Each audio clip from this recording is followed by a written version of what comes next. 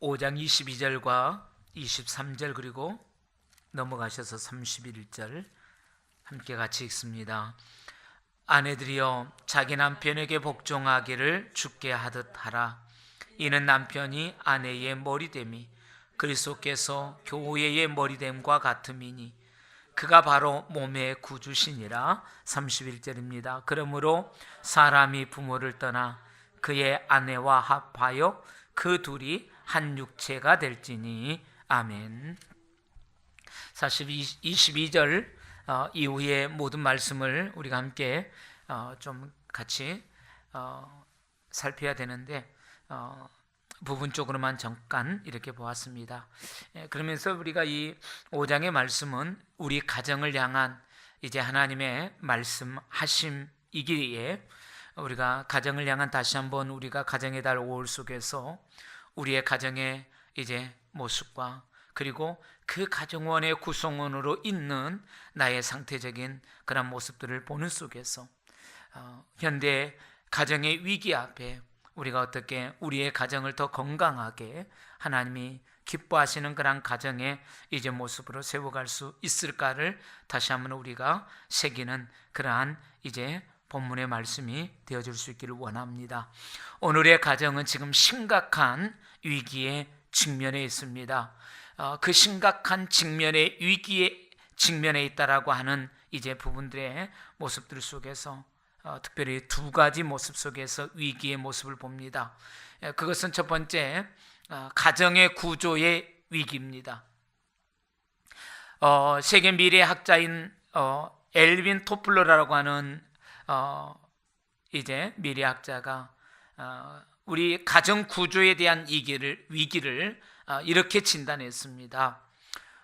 포스트 모던 사회라고 이렇게 이제 하는 오늘의 이 사회에 우리 가정에 놓여 있는 위치는 어떤 위치일까라고 할 때에 이 포스트 모던 사회의 구조 속에서 우리의 가정은 심각한 위기를 맞았다 그랬습니다. 자, 그 심각한 위기를 맞았다라고 하는 부분들 속에서 이런 이야기를 했습니다. 핵가족의 제도, 핵가족의 이 제도가 이제 흔들린다. 그래서 핵가족의 위기가 이제 어떤 가족으로 지금 변해가느냐 하면 탈핵가족입니다. 탈핵가족.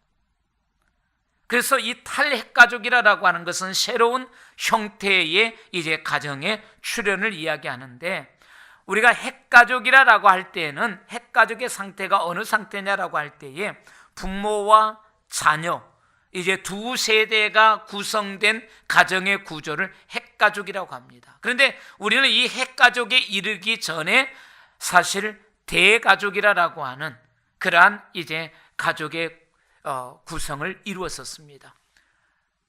자녀, 부모, 그리고 이제 그 위에 할머니, 할아버지. 그런데 이 대가족의 가족의 구성이 이제 깨지면서 이제는 부모와 자녀가 세대를 이루는. 그런데 이런 이제 상태도 위기를 맞고서 이제 새로운 변화. 이것이 탈핵가족입니다. 근데 이 탈핵가족의 이 상태적인 모습들이 어떻게 이제 새롭게 변형해 가느냐라고 할 때에 이혼의 이 비율이 높아지는 속에서 핵가족이 무너지고 있다. 급증하고 있다. 그래서 편부, 편모의 가정이 점점 늘어나고 있습니다.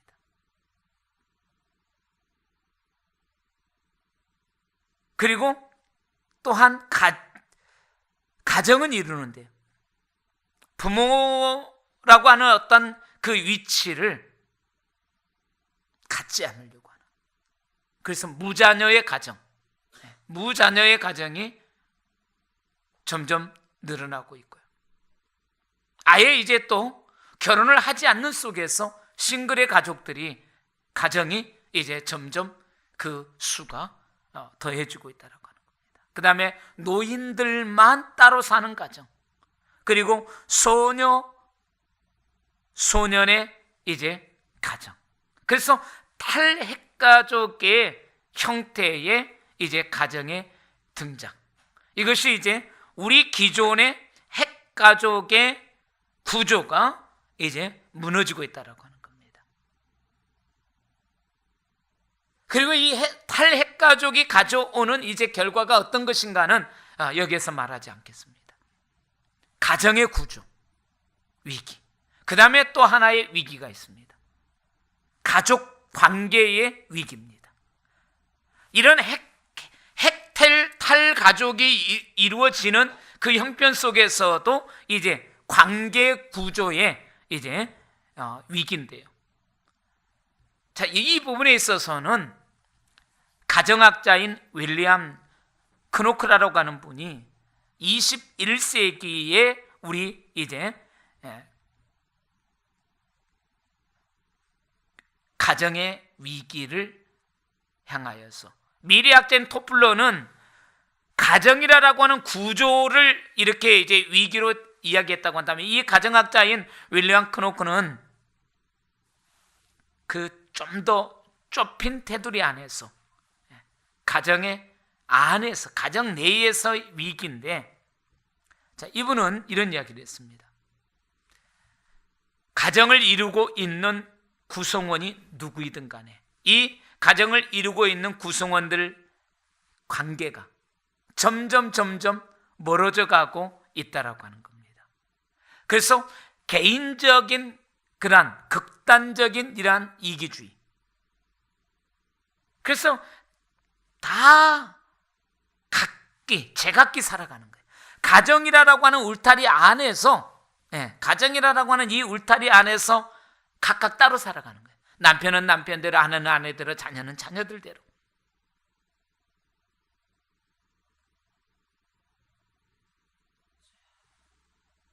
과거에는 대가족이라고 하는 모습과 핵가족이라고 하는 그래도 그 범주 안에서 서로가 조금이라도 부딪히고 힘들어하면서도 가족이라고 하는 어떤 그런 우를 그대로 유지해가는 그런 모습이었었는데, 이제는 이마저도 깨지는 속에서 탈핵가족이라고 하는 이제 그 구조적인 모습에서 그 안에 또한 이제 이 관계성이 힘들어진다라고 하는 겁니다. 그래서 웬만하면은 지금은 어떻습니까?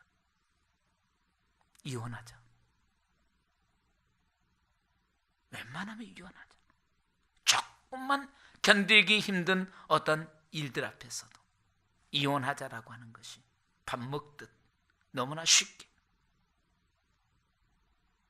지금까지 참아왔던 어떤 그러한 삶의 모습들이 어디에서 용기가 났는지 이것이 깨지는 거예요.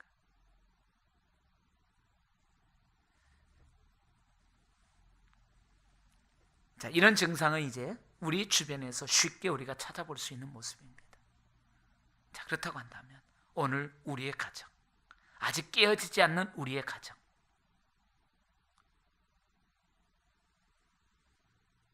갈등이 있고 아픔이 있고 문제가 있고 시끄러움이 있음에도 우리가 어떻게 이 지금 가정의 구조, 가정의 관계의 위기 앞에서 우리의 가정을 지켜갈 수 있을까? 우리의 가정을 더 든든하게 세워갈 수 있을까?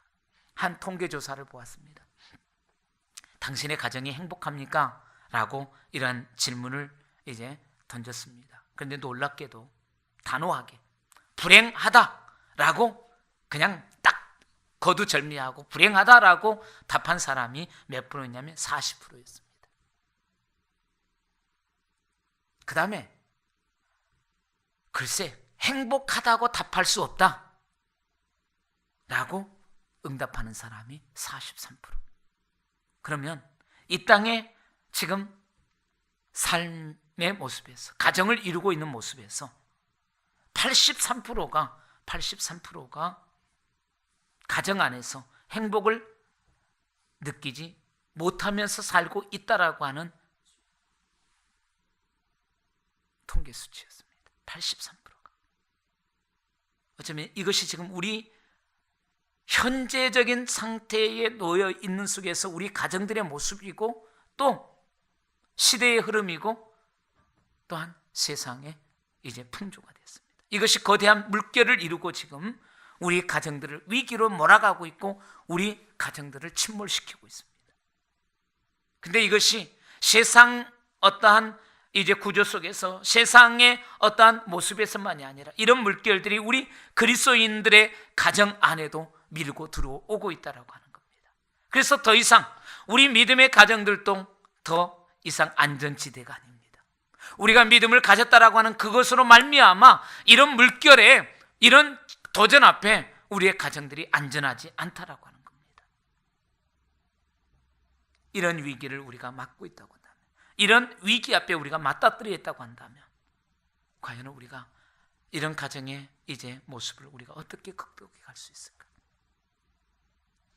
결국 우리는 하나님의 말씀 속에서 그 답을 찾을 수밖에 없고 그 해결점을 찾아갈 수밖에 없다라고 봅니다. 그 원리가 뭘까? 오늘 그 첫 번째 모습 속에서는 하나님을 섬기는 가정으로 빨리 회복하라라고 하는 겁니다. 하나님을 섬기는 가정으로. 그래서 시편 127편 이제 1, 2절 말씀에서 그렇게 이야기했습니다. 여호와께서 집을 세우지 아니하시면 세우는 자의 수고가 헛되다 그랬습니다. 여호와께서 성을 지키지 아니하시면 파수꾼의 경성함도 허사라 그랬습니다. 자, 이 말씀에서 시편 127편에서 가정에 관하여서 우리에게 너무나도 소중한 두 가지 사실을 깨우쳐 줍니다. 그 두 가지 사실이 뭡니까? 우선 먼저 나의 가정은 하나님께서 세워주셨다라고 하는 사실입니다.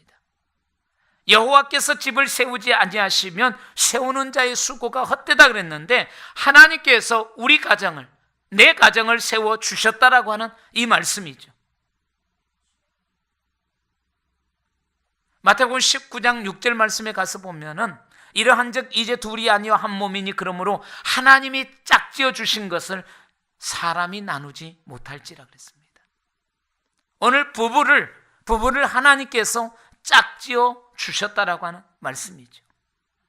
자, 그러면 남편은 남편의 위치에서 사랑스러운 아내를 허락하신 것을 뭐 해야 될까요? 감사해야 돼요. 아내는 또한 그 남편을 허락하심을 감사해야 돼요. 이 감사가 남편의 위치에서 아내의 위치에서 남편을 향한 아내를 향한 그 존재 자체를 내가 선택하고 내가 결정했다라고 우리가 말하기 앞서서 하나님께서 허락하셨다. 하나님께서 만나게 하셨다라고 하는 그 사실 앞에서 먼저 우리가 우리의 지금 현재적인 닥쳐있는 상태적인 부분들 속에 지켜감이 되어줄 수 있다라고 하는 겁니다. 시편 127편 다시 그 3절 속에 가서 보면 이렇게 얘기합니다. 자식은 여호와의 주신 기업이라고 했습니다. 태의 열매는 그의 상급이라고 했습니다. 자녀도 뭐예요?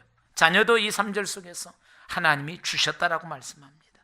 그러므로 부모는 이 자녀를 바라보면서 자녀를 주신 하나님을 감사해야 된다고 하는 겁니다. 또한 자녀들은 나를 존재케 하실 때 하나님께서 부모를 주셨다라고 하는 것, 부모를 통하여서 나를 있게 하셨다라고 하는 속에서 또한 우리는 부모를 향한 감사함이 있어야 돼요. 그러면서 이 가정, 남편의 위치에서 아내의 위치에서 부모의 위치에서 자녀의 위치에서 이 가정을 향한 우리의 마음은 어떤 마음이어야 될까요? 하나님이 허락하셨다. 하나님이 있게 하셨다. 그리고 하나님이 있게 하신, 하나님이 존재케 하신 이 가정 하나님께서 지키신다라고 하는 사실입니다. 여호와께서 성을 지키지 아니하시면 파수꾼의 경성함이 허사라고 했는데 하나님께서 우리의 가정을 지켜주신다라고 하는 이 믿음,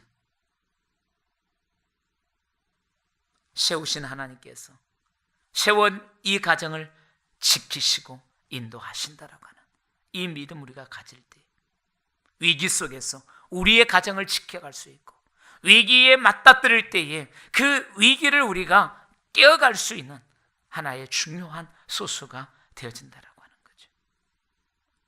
우리 일찍이 이런 글귀들을 기억하실 것입니다.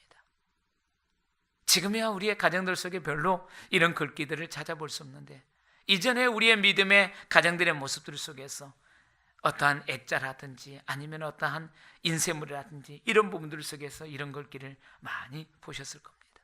하나님은 이 집의 주인이시요, 그리고 식사 때마다 보이지 아니하는 손님이시요, 모든 대화에 말없이 듣는 이시라.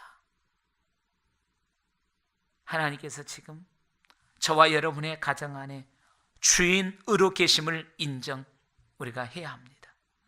그리고 우리의 가족의 식사 때마다 그 식탁에 함께 하시고, 우리의 가족들의 대화에 참여하셔서 들으시고 말씀해 주시는 분이라고 하는 이 사실을 우리가 인정해야 된다라고 하는 사실이죠.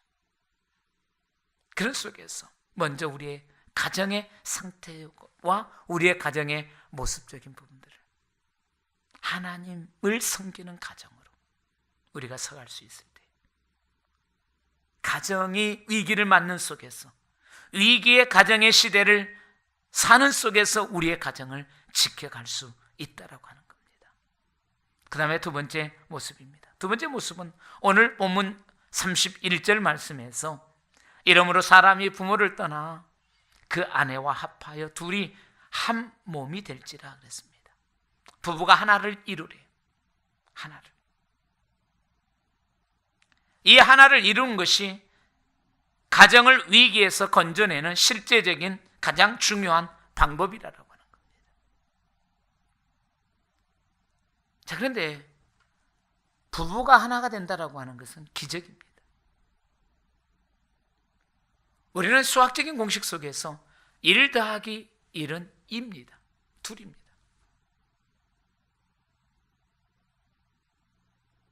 근데 하나님은 이 공식을 이미 먼저 깨셨어요. 둘이 하나로. 둘이 하나로. 그러면 둘이 하나로 되어지는 것은 내가 없어지는 거예요. 내가 죽어지는 거예요. 둘 다 살아있는 자로서 자기의 존재성을 과시하고 자기 존재성을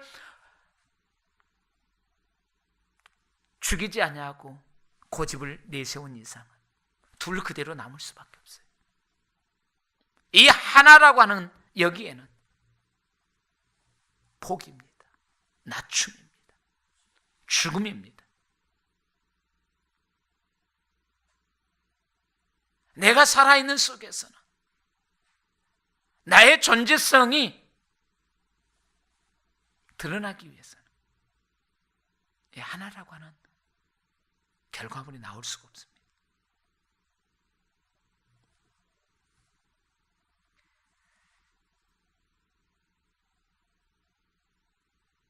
이 하나의 기적을 만들기 위해서 우리가 잊지 말아야 될 것이 있습니다. 그것이 뭐냐면은 서로가 다르다라고 하는 것을 인정하라고 하는 겁니다.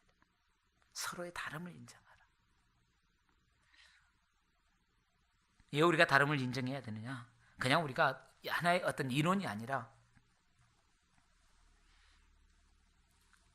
남자와 여자는 재료가 달라요. 하나님께서 남자는 흙으로 만들었습니다. 그런데 여자는 아담의 갈빗대로 만들었어요. 재료가 뼈예요. 그래서 어떤 분은 이 부분들을 이렇게 이야기했어요. 아담은 흙으로 만들었으니까 질그릇이래요. 근데 여자는 아담의 뼈로 만들었기 때문에 본차이 나래요. 네. 남자는 질그릇이고 여자는 본차이 나요. 여자가 훨씬 더 값비싸대요. 훨씬 더 강하대요. 그래서 결국 남자가 진대요. 결국 남자가 지고요. 그래서 남자가 여자를 애타게 갈구하고 찾는데,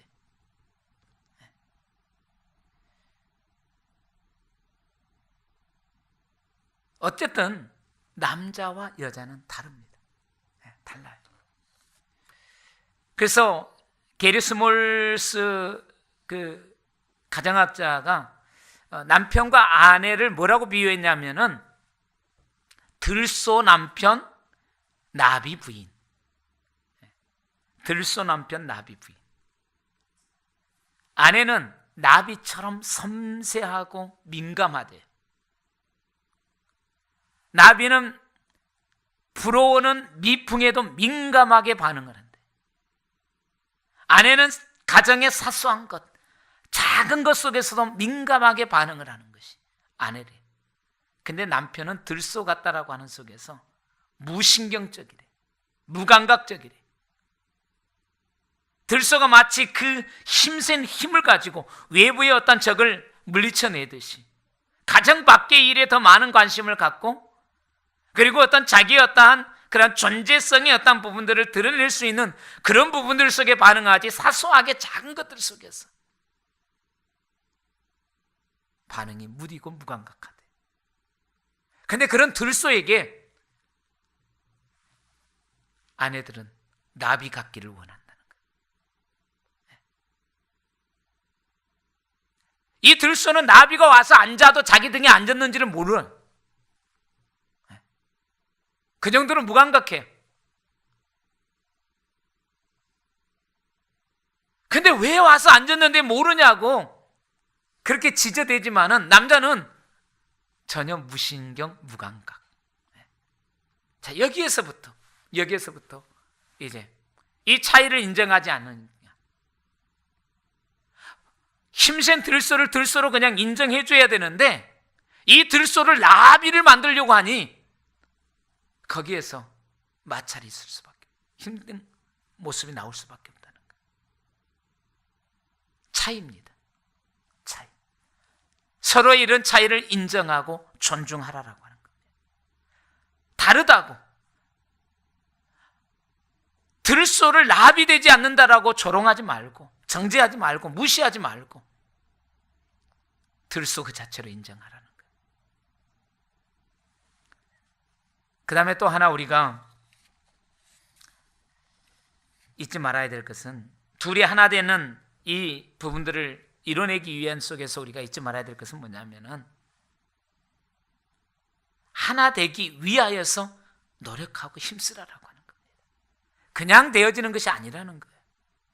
그냥 부부가 되어졌다고 해서 그냥 하나 되는 것이 아니라는 겁니다. 서로 다른 것을 알았으면, 서로 다름을 인정하면은 서로에게 맞추기 위한 노력들이 필요하다라고 하는 겁니다. 그래서 남편들은 아내의 요구에 귀를 기울이고 응답하기 위해서 노력해야 된다고 하는 겁니다. 결혼 8년 만에 이혼을 한 부부의 이제 그 부부의 이혼의 변은 이렇습니다. 그 아내의 이혼의 면은 8년 동안 이 남자가 자기한테 한 번도 사랑한다거나 시집 와가지고 자기에게 와서 고생했다라고 하는 말 한마디 한 번도 없었다. 그런 그 아내의 말에 그 남편 말, 그걸 꼭 말로 해야 되나? 꼭 말로 해야 되나? 그러니까 남편은 남편으로부터, 아니 아내로부터, 그리고 남편은 아내로부터, 아내는 남편으로부터 서로의 뭡니까? 이해, 그리고 친밀도, 이것들을 위한 서로의 노력들이 있어야 된다는 거죠. 그래서 남편은 아내의 요구가 뭔가를, 그리고 아내들은 또한 남편의 요구가 무엇인가를 귀 기울이면서 거기에 응답해 갈 수 있어야 된다는 거죠. 특히 남편들은 어떻습니까? 아내로부터의 신뢰와 인정을 받고 싶은 것이 남편입니다. 근데 우리의 사회 구조가 이 남자들이 밖에 나가서 인정을 받는다라고 하는 것이 쉽지 않습니다. 우리의 남자들이 밖에서 어지간히 활동해가지고 그 존재 자체가 인정을 받고 그 존재 자체가 그 구성원들 속에서 뛰어나게 모든 이들이 존중하고 따를 만큼의 그런 구조가 어려운 우리의 사회 구조입니다. 어디를 가들지라도. 그러면 어디에서 해야 될까요? 가정에서. 그리고 가정에서 누구로부터입니까? 아내로부터. 가장 가까운, 가장 이해되어져야 되고 가장 그 상태적인 부분들을 가장 잘 알고서 대처해줘야 될 가장 가까운 사람, 아내로부터 인정함을 받지 못하는 속에서 남편들은 무너지는 거예요. 남편들이 아내로부터 어떤 말을 들을 때에 가장 힘이 되고 용기가 나고 자기의 존재성이 느껴진다라고 했느냐라고 했을 때 이랬어요. 아내가 나는 당신을 믿어요. 당신은 잘 해낼 수 있을 거예요. 이런 말들을 들을 때 남자가 가장 용기를 얻는다라고 하는 그런 답변이었습니다. 그런데 우리 아내들은 지지해주고 인정해주고 그 존재감을 확인해 주는 것이 아니라 사명감을 가지고 남편을 조언하고 남편을 조정하고 남편을 자기에게 맞추려고 사명감을 가지고 덤벼든다라고 하는 거죠.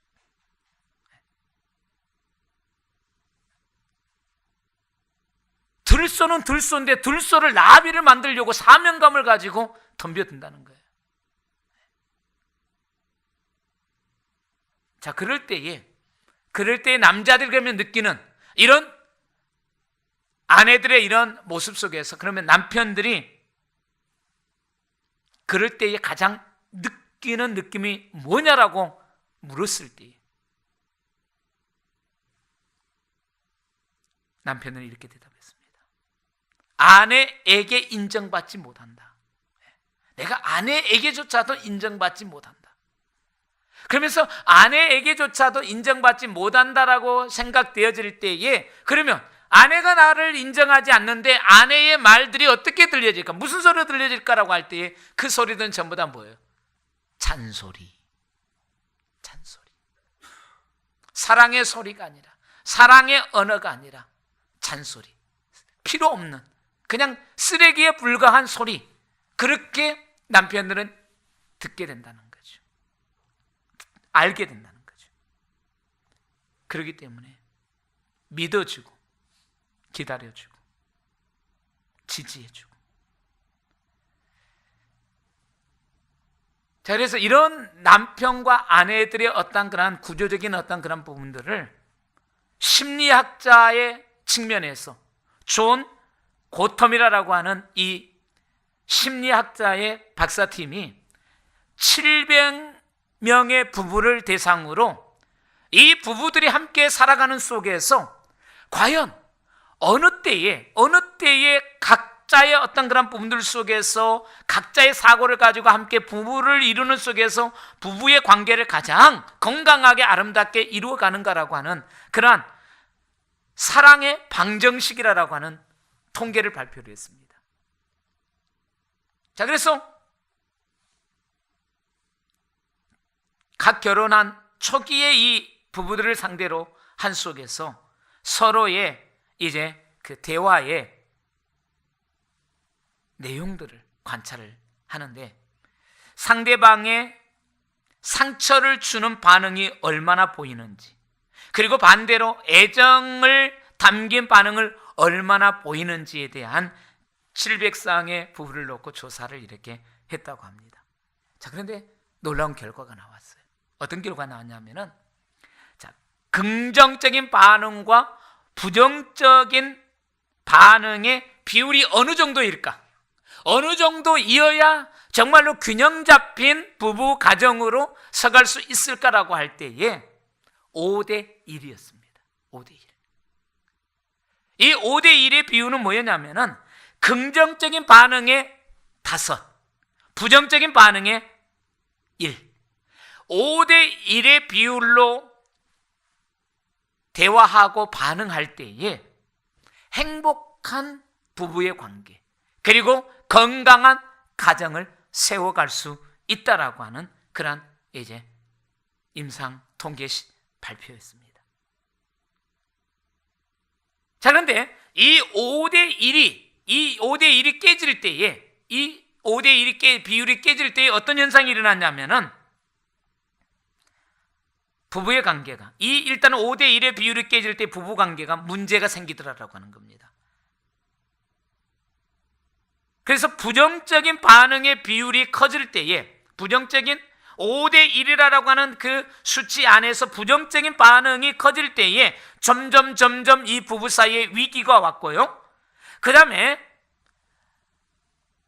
부정적인 이 반응이 역전이 되어질 때, 긍정의 역전이 되어질 때에 나온 결과가 뭐였냐면은 이혼이었다는 거예요.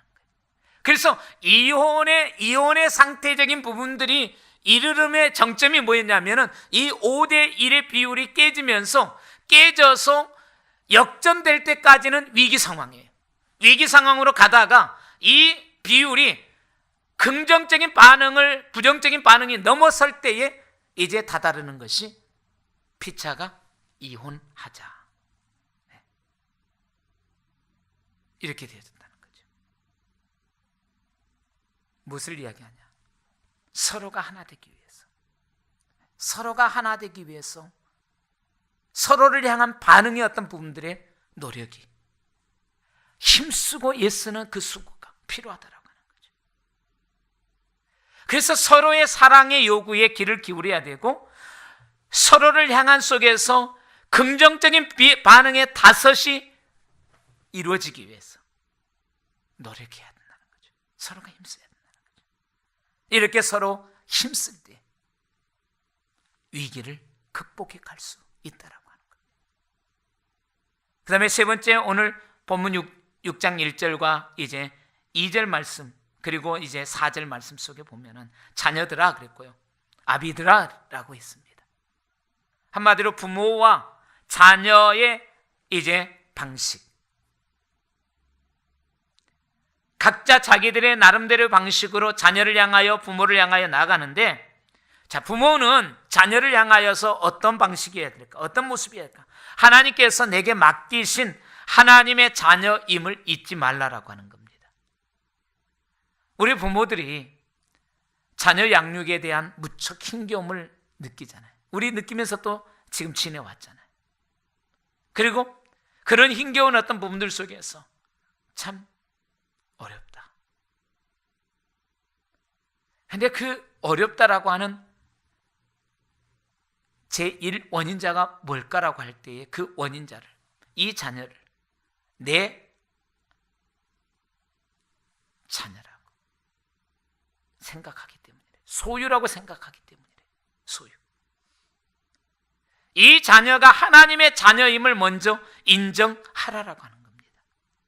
하나님께서 친히 하나님의 자녀이기 때문에 양육하고 계시다라고 하는 것을 잊지 말라라고 하는 겁니다. 아비들을 향하여, 부모를 향하여서.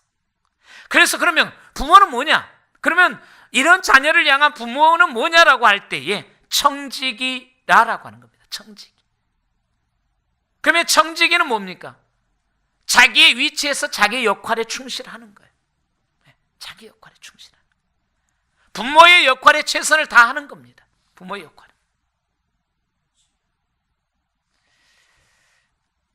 자녀 양육에 큰 우리에게 영감을 주는 한편의 시가 있습니다. 칼릴 지브란이라고 하는 분이 부모가 자녀를 향한 그러한 태도적인 부분들 속에 아주 우리에게 깨우침을 주는 시인데요. 당신의 자녀들이라고 하는 제목들 속에서 이렇게 이야기를 했습니다. 당신의 아이들은 당신의 것이 아닙니다. 그들은 당신을 거쳐 태어났지만 당신으로부터 온 것이 아닙니다. 당신과 함께 있지만 당신에게 속해 있는 것은 아닙니다. 당신은 당신의 아이들에게 사랑을 줄 수는 있지만 생각을 줄 수는 없습니다. 그들은 스스로의 생각을 가지고 있기 때문입니다. 당신은 당신의 아이들에게 육체의 집을 줄 수는 있어도 영혼의 집을 줄 수는 없습니다. 그들의 영혼은 내일의 집에 살고 있고 당신은 그 집을 결코 꿈속에서라도 찾아갈 수 없기 때문입니다. 당신이 아이들처럼 되려고 노력하는 것은 괜찮겠지만 아이들을 당신처럼 만들려고 하지는 마십시오. 삶이란 뒷걸음쳐 가는 법이 없으며 어제에 머물러 있는 것도 아니기 때문입니다. 그러면서 쭉 이제 어떤 이야기들을, 자녀에 대한 부분들을 이야기를 합니다. 아이들은 내 소유가 아니라는 겁니다. 하나님의 자녀라는 겁니다. 내 자녀이기 전에 하나님의 자녀라는 겁니다. 그러므로 하나님의 자녀를 내 소유로 여기는 그것을 떨쳐내고 하나님의 자녀이라고 하는 속에서 먼저 1차적인 아이들을 향하여 나아감의 편안함을 이야기합니다. 맡기라는 거예요. 하나님의 자녀이기 때문에, 내 자녀이기 전에 하나님의 자녀이기 때문에 그 하나님께 먼저 맡기라라고 하는 겁니다. 오늘에 대한 부모의 나의 어떤 소유에 대한 욕심 때문에 자녀들의 어떤 행위가, 자녀들의 어떤 그 모습이 미워지고 싫어지고, 그것이 이제 마음의 벽이 되어진다는 거죠. 먼저 하나님의 소중한 자녀임을 인정하는 속에서 사랑하면서 다가가라는 겁니다. 그럴 때 자녀들과의 거리를 좁혀갈 수 있다는 거예요. 그래서 세 번째 모습은 부모와 자녀가의 거리의 좁힘입니다. 이것이 가정의 위기, 우리가 극복해 가는 세 번째. 마지막 하나만 더 봅니다. 네 번째는 자녀들은 그러면 부모님을 어떻게 죽게 하듯 사랑으로 받들라 그랬습니다. 오늘의 자녀들은 부모님과의 큰 지금 세대차를 느끼면서 살아가고 있습니다. 그 세대차가 극복이 안 되니까 점점 어떻게 됩니까? 대화가 줄어들고 그리고 거리가 멀어집니다. 그러나 우리 자녀된 위치에서 우리가 분명히 하나 기억해야 될 거예요. 부모님이 없었다고 한다면, 어떤 부모님이든 간에 내가 바라고 내가 원하는 그런 부모의 모습이 아닐지라도 부모님이 없었다고 한다면 내가 있을 수 없었다는 것. 하나님께서 이 부모를 통해서 나를 이 땅에 존재케 하셨다라고 하는 것. 그리고 그 부모는 나름대로 이제 나를 그 형편 속에서 양육하셨다라고 하는 것. 그렇기 때문에 그 부모를 공경하고 그 부모를 존중하는 속에서 사랑으로 그 부모를 받들라라고 하는 겁니다. 그래서 자녀가 부모를 사랑으로 받들 때 부모와 자식 간의 거리가 좁혀진다라고 하는 거죠. 말씀을 마무리합니다. 사랑하는 성도 여러분, 어쩌면 이제 이 시대에 우리의 가정들이 지금 커다란 위기에 직면해 있습니다. 우리 그리스도인의 가정도 외회가 될 수가 없습니다. 우리의 정상적인 가정의 모습이라고 한다면 우리가 이 가정의 상태를 잘 지켜가야 되겠습니다. 그리고 정상적인 그런 가정의 모습을 우리가 세워가기 위해서 하나님을 섬기는 가정, 그리고 하나님이 이 가정의 주인임을 우리가 인정하면서 하나님을 예배할 줄 아는 그런 가정으로 우리가 회복해 갈 때 부부가 서로 하나됨을, 그리고 부모와 자녀가의 관계를 좁히면서 서로 가까이 다가가는 이러한 관계를 통한 건강한 가정을 세워갈 뿐만 아니라 가정의 위기의 도전 앞에서도 우리의 가정을 지켜갈 수 있는 역사가 되어준 줄 믿습니다. 이 은혜가 우리 속에 함께 하기를 주의 이름으로 축복합니다. 기도합니다. 하나님,